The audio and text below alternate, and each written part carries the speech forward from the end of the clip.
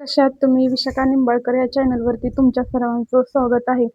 मागच्या महिन्यामध्ये आम्ही महाबळेश्वरला गेलो होतो. तुम्हाला तर सर्वांना माहितीच आहे. आणि तिथे गेल्यावरती आम्ही स्ट्रॉबेरीची 2 झाडे घेतली होती. आम्हाला असं वाटलं की नाही येणार स्ट्रॉबेरी, पण चला घेऊन तरी बघूया. कारण वडकीमध्ये तर तुम्हाला तर माहितीच आहे, सगळा डोंगर असा भाग आहे. आणि जी आपण माती म्हणतो ती पण एवढी अशी म्हणजे मुरमाची आहे.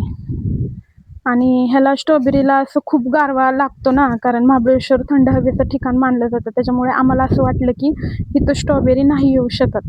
पण आम्ही आल्यावरती स्ट्रॉबेरी लावलेली आहे आणि स्ट्रॉबेरी खूप भारी आलेली आहेत. पाहू शकता, हे पहा स्ट्रॉबेरी आलेले आहेत त्याला सुंदर अशा. आणि थांबा एक सेकंड, असं दाखवते तुम्हाला.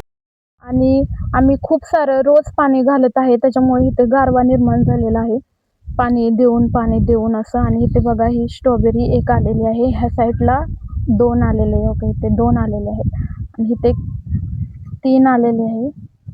दिसते 3, इथे 4 आणि या साईडला एक 5 स्ट्रॉबेरी आलेल्या आहेत. हा एक वेल आणला होता आणि तिकडच्या साईडला तुम्ही पाहू शकता दुसरा वेल आहे.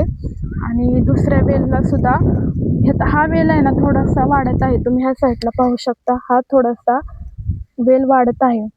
इथे पण एक स्ट्रॉबेरी आली, इथं पण एक आहे आणि इथं पण एक आहे. बहुतेक एका झाडाला 4-5 स्ट्रॉबेरी. नाही ना बाबा, इथे पण यायला लागलेत. हो का, इथे छोटे छोटे दिसतात. ते जरा समोर घेते. इथे पण छोटे छोटे यायला लागलेत. म्हणजे पैसे वसूल आहेत जे आम्ही घेतलेले आहेत. फक्त कसं आहे, महाबळेश्वरला स्ट्रॉबेरी खाणे आणि आपण स्वतः लावून स्ट्रॉबेरी खाणे यामध्ये खूप फरक आहे. आणि मला खूप आनंद होईल की ही स्ट्रॉबेरी कधी पिकते याची मी वाट बघते. मला वाटते बहुतेक ही जी स्ट्रॉबेरी आहे ही लगेच पिकणार आहे आणि ह्या एका स्ट्रॉबेरीवरून घरामध्ये खूप भांडणं होणार आहेत. त्याच्यामुळे ह्या ज्या छोट्या छोट्या 2 आहेत ह्या लगेच पिकले पाहिजेत, ही जोपर्यंत येते तोपर्यंत. आणि ह्याची टेस्ट कशी लागते हे पण बघणार आहे, की खूप आनंद होईल. आणि नेक्स्ट टाइम जेव्हा महाबळेश्वरला जाईल ना, तेव्हा अजून खूप वेल घेऊन येणार आहे किंवा ट्राय करेल की अजून हे कसे लावता येईल, इथेच वेल आमचा लावता येतील का ह्याचा पण मी प्रयत्न करणार आहे. इकडे आम्ही पेरू वगैरे लावलेले आहेत झाडं. हे पण छोटंसं झाड, याला पण पेरू लागलेले आहेत. थोडेसे आपली छान छान अशी शेती केलेली आहे घरगुती.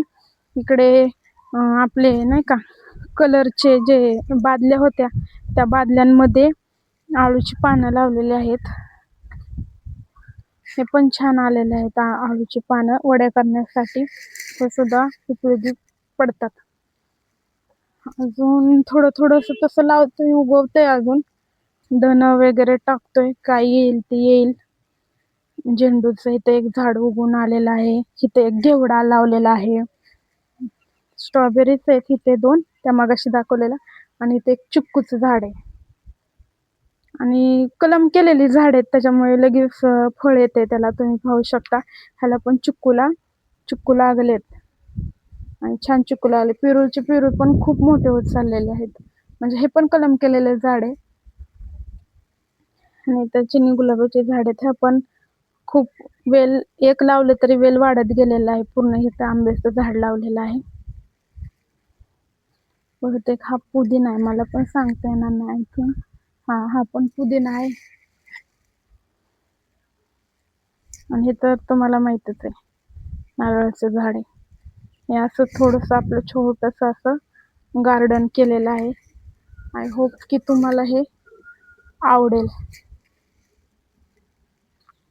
चला बाय, भेटूया नंतर पुन्हा एक ब्लॉग व्हिडिओ नक्कीच तुमच्यापर्यंत घेऊन येईल, तो म्हणजे घराचा.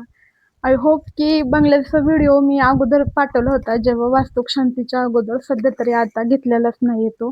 अरे मुंग्या लय झालं तिथं, कशाला झालं बरं एवढ्या मुंग्या.